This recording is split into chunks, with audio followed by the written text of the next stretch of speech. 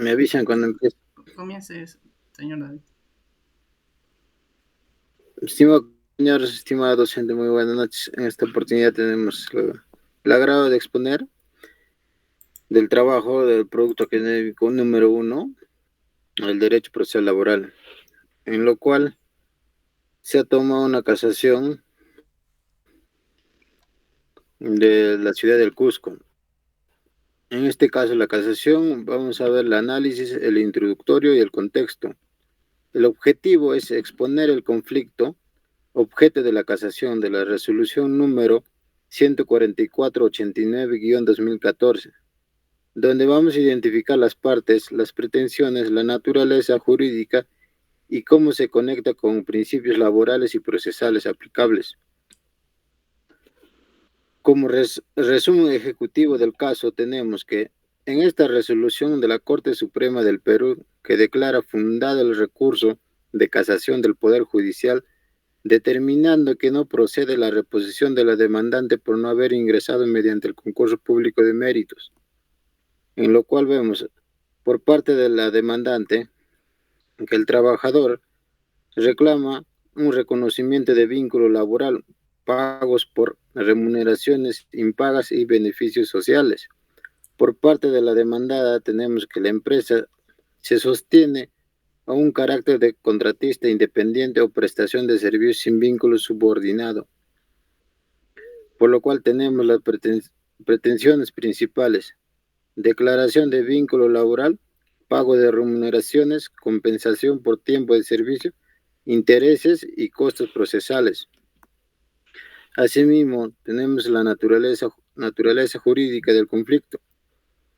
En este conflicto de naturaleza laboral con incidencia procesal de casación, la controversia sobre existencia de relación laboral, subordinación, dependencia, retribución y como consecuencia jurídica en materia de derechos laborales, la casación revisa la correcta aplicación del derecho sustantivo y procesal por los tribunales previos. Hechos relevantes.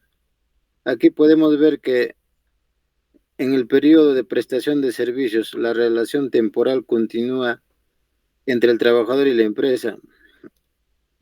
En la modalidad contractual alegada, servicio de independiente versus relación laboral, prueba documental y testimonial aportada en instancias inferiores, decisiones de primera y segunda instancia que motivan casación por infracción normativa o valoración probatoria. También tenemos cuestiones jurídicas para la casación. 3 puntos: la existencia de subordinación, donde la determinación de instrucciones, horarios y control por parte del empleador. Remuneración y retribución, prueba de pago de retenciones y beneficios sociales vinculados al vínculo laboral. 3. Incorrecta aplicación de normas, posible vulneración de normas en el Código Procesal Civil aplicadas supletoriamente o del derecho laboral sustantivo. Como marco normativo y jurisprudencial aplicable, tenemos que esta norma clave es de la Constitución Política del Perú, protección laboral, ley de la productividad y competitividad laboral, normativa sobre remuneraciones y seguridad social, jurisprudencia vinculante procedente del Tribunal Constitucional y del Poder Judicial sobre criterios de subordinación y prueba del vínculo. Como análisis de esta casación tenemos que la determinación probatoria es la evaluación de la carga probatoria y la valoración de testimonios frente a documentos contractuales. 2. Interpretación jurídica, aplicación de la regla protectora en materia laboral y de control, calificación dada por tribunales inferiores. 3. Procesales alegados, vicios en motivación, omisión de principios probatorios o incorrecta aplicación de normas procesales en la instancia impugnada. Implicancias prácticas y doctrinales. Tenemos que refuerza criterios sobre prueba de subordinación en contratos atípicos, impacto en enfoques de contratación y complacencia laboral de empresas, Relevancia para estrategias procesales, producción probatoria y alegatos jurídicos en instancias superiores. Siguiente, compañero. Gracias. Para, para seguir con el tema, vamos a hablar de los análisis prácticos de los principios de derecho procesal laboral. De estos principios del caso desarrollado, tenemos primero que disgregar la importancia del proceso laboral, tal como apunta Manuel Alonso de Olea. Lo que caracteriza el proceso de trabajo como modo de formalización de conflicto son tres cosas. Uno, el conflicto se formaliza ante y dirime por un tercero distinto de las partes. Dos, este tercero está específicamente instituido para dirimir conflictos. Y tres, el juez de trabajo está específicamente instituido para conocer y dirimir conflictos, sea de derecho material o sustantivo de trabajo o de seguridad social. Aparte de ello, los principios de derecho procesal del trabajo son conceptos generales y esenciales que organizan el proceso laboral y que sirven de fundamento al legislador para la creación de normas procesales de trabajo y de orientación a los operadores jurídicos para la interpretación de aplicación de las normas. De acuerdo al doctor Javier Arévalo Vega, en su libro Comentarios de la nueva ley procesal del trabajo, ley número 29497, encontramos principios aplicados inherentemente al caso propuesto, el principio de inmediación y debida motivación de las resoluciones judiciales, donde se destaca la necesidad del juez de pronunciarse y acudir a las actuaciones procesales de las partes, para conforme a ello actuar con la debida motivación de la resolución de la sentencia. Pues como observamos en el presente caso, la demandante declara que al haber ingresado en una modalidad de contrato por servicio específico, su labor era de carácter permanente. Por ende, su vínculo laboral se ha desnaturalizado y se ajusta de acuerdo al decreto supremo número 003-97-TR. Dicho textualmente, que solo se puede despedir con causa justa. Por consiguiente, ordena su reposición y el pago de las remuneraciones dejadas de percibir, más el pago de costas y costos del proceso. Segundo, el principio de oralidad. Es en suma uno de los pilares más importantes del procedimiento laboral, pues a diferencia del proceso civil, donde es dominante la formalización escrita, en el proceso laboral la oralidad se impone como un principio que persigue la simplificación formal y la celeridad del proceso, evitando las complejidades y dificultades intelectivas hacia el proceso predominantemente escrito, pues la oralidad se manifiesta mediante el acto de juicio cuando el demandante se ratifica en la demanda y el demandado le contesta y se propone y practica la prueba en presencia del magistrado. Asimismo, lo que interesa a la oralidad es la investigación oral, que es el núcleo esencial del proceso, que se da en la audiencia. En el presente caso, el juez competente es el primer juzgado especializado del trabajo de la Corte Superior de Justicia de Cusco, que declara fundada en parte la demanda, considerando los alegatos y las acciones de las partes y de los medios probatorios efectuados. Así, ordena la reposición en el cargo ocupado anterior a la demanda y deja sin efecto el pago de las remuneraciones. 3. El principio de celeridad. Es el principio en virtud del cual los procesos laborales deben adelantarse rápido con la mayor economía del tiempo posible, pues están íntimamente relacionados con los principios de oralidad, mediación y concentración. Conforme a este principio, la actividad procesal se realiza diligentemente y dentro de los plazos establecidos, debiendo el juez, a través de sus auxiliares, tomar las medidas necesarias para lograr una pronta y eficaz solución al conflicto de intereses, pues se persigue que el proceso laboral sea rápido, sin dilaciones, y que se dejen de lado las trabas, demoras y formalismos.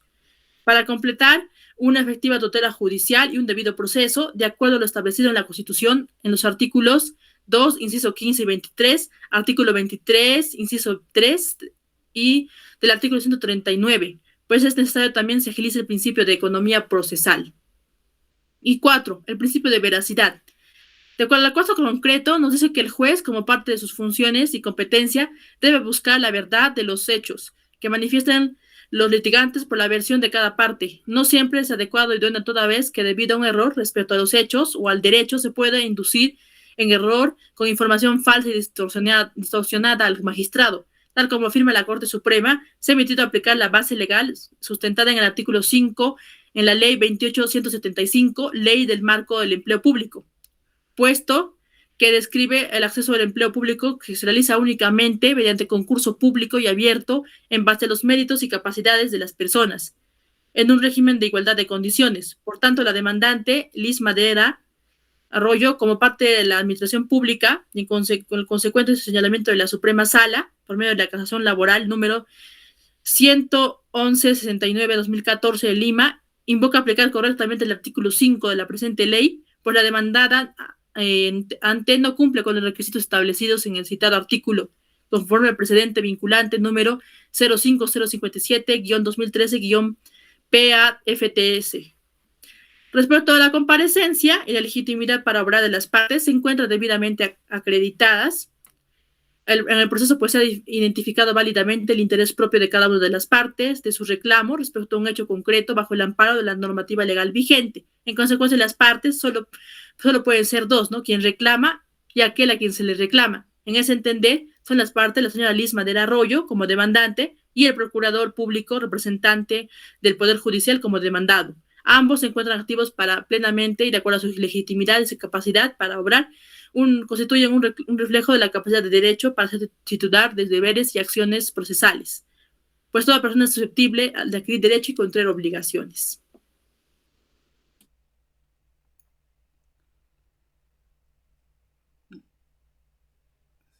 Bueno, sobre la competencia jurisdiccional y las conclusiones prácticas, bueno, en primer lugar, este expediente corresponde a la jurisdicción laboral porque el conflicto nace de una relación de trabajo. La demandante Lisa Madera Arroyo interpuso una demanda contra el Poder Judicial solicitando su reposición por despido arbitrario. Ella sostuvo que trabajó como auxiliar judicial en el Centro de Notificaciones de la Corte Superior de Justicia de Cusco desde el 1 de agosto del 2010 hasta el 30 de noviembre del 2012 y que sus contratos se habían desnaturalizado porque realizaba labores permanentes y por tanto las controversias no era civil ni comercial sino laboral, ya que se discutió la continuidad del vínculo de trabajo. En segundo lugar, respecto a la competencia, el caso fue tramitado como proceso abreviado laboral bajo la nueva Ley Procesal del Trabajo. La primera decisión fue emitida por el primer juzgado especializado de trabajo de la Corte Superior de Justicia de Cusco, que declaró fundada en parte la demanda y ordenó la reposición de la trabajadora. Luego la Sala Constitucional y Social confirmó esa decisión. Bueno, a mi criterio, la competencia del juzgado especializado del trabajo fue correcta porque la pretensión principal era la reposición por el despido arbitrario que subió la señora. Es decir, no se trataba solamente de cobrar beneficios sociales o una suma de dinero, sino que discutir si la trabajadora debió regresar o no a su puesto de trabajo. Y además, según el artículo 2 de la ley numeral 2949/7, señala que los juzgados especializados de trabajo conocen un proceso abreviado laboral, la reposición, cuando ésta se planea como una pretensión principal y única. Ahora bien, sobre el Pleno 9 Jurisdiccional Supremo Laboral, considero que sí se debe mencionarse, pero solo como una referencia.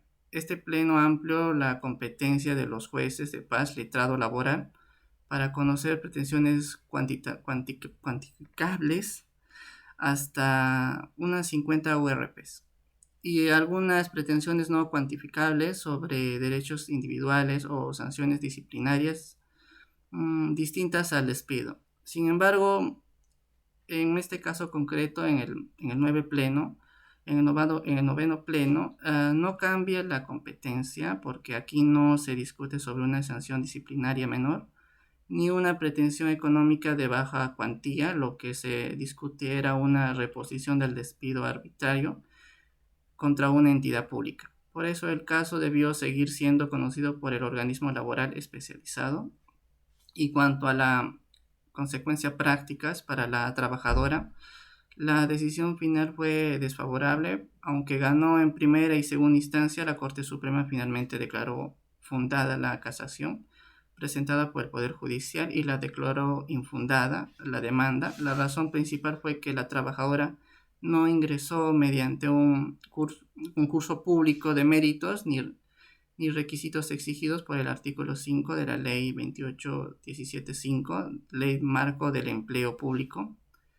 para el Poder Judicial, la decisión evitó la reposición de una trabajadora que no había ingresado conforme a las reglas de empleo público, pero el caso también deja una advertencia importante para las entidades públicas. No deben utilizarse contratos temporales para cubrir labores permanentes, porque eso genera demandas, costos procesales y también una mayor carga al sistema judicial. Y finalmente, como conclusión real, el proceso laboral busca proteger al trabajador, pero esa protección debe respetar la legalidad, además una competencia bien definida, y evita la nulidad y retrasos, y una correcta competencia y representación de las partes.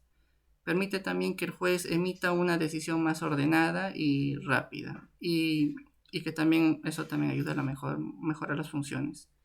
Y en este caso sobre la Corte Suprema, bueno, establece que el empleo público no procede a la reposición si el trabajador no ingresa mediante un concurso público de mérito. Gracias, eso sería.